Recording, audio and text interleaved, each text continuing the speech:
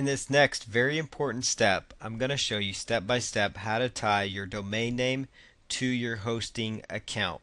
And for this to work, you need to go to GoDaddy.com or wherever you have registered your domain.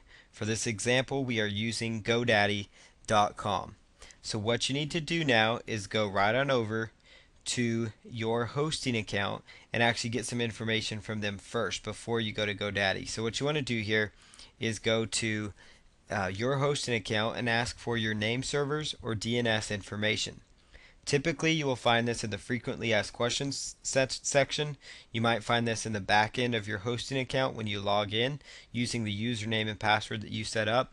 And if you can't find it and you have selected HostGator or Bluehost, they have 24-hour support. Other hosting companies might be able to help you out pretty fast as well. So you just need to get in touch with them and find out what it is, what the name servers are. They're always going to look like this. It's going to start with NS, and there's always going to be two of them. They may not all say NS1 and NS2. One might say NS and then have several numbers. Another one might say NS then have several other numbers as well.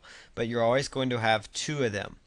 So for this example, I have chosen Bluehost for my hosting account. So these are going to be my name servers because those are true Bluehost name servers.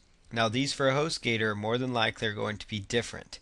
And so you need to make sure you know what your name servers are or this step will not work. But this step is vital to getting your website live. So what you need to do now is go right on over to GoDaddy.com, log into your account, go to Domains and select My Domains. My Domains. And if you have multiple domain names, you just need to scroll down till you find the domain that you're working from. Otherwise, if it's your first domain, it should be right at the top. And they do alphabetize it if that makes it easier on you. So I'm going to just go to the domain name I want to choose, put the checkbox in there, select NameServers,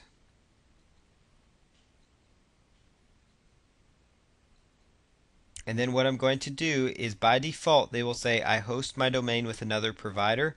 Make sure that is checked, and then you're going to put in the name servers that you are going to be using. And just type in NS1 or whatever the name server information is.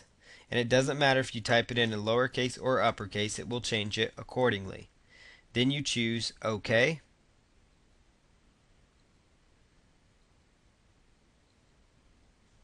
And it says your changes have been submitted. So go ahead and select OK. And your name servers are actually all completed now. So what you're going to do next is go right on over to the next section, next step of this process. And that's to go right on over to your hosting company. So you can either go to HostGator or Bluehost, whoever you've set up an account with. And if you're with HostGator, typically it's going to be the domain name you set up /cpanel. If you're with Bluehost, you'll just go to the front end and sign in, which that's the example I'm giving you here. So I'm just going to log in to my Bluehost account here. It'll take just a moment. And both HostGator and Bluehost use what's called cPanel, which makes life much easier on the back end when you're trying to do things. You don't need to know what everything means back here, but for the most part, there's just a few main areas you want to understand, and that's just what we're going to cover here. You want to go to Domains because you now need to tie the domain name to your hosting account. And if you were using HostGator, you may not need to do this step. It depends on how the hosting company does it.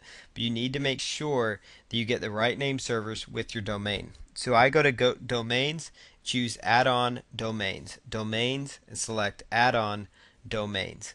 Now you're going to choose the domain that may not be associated with your account yet. Just type in that information.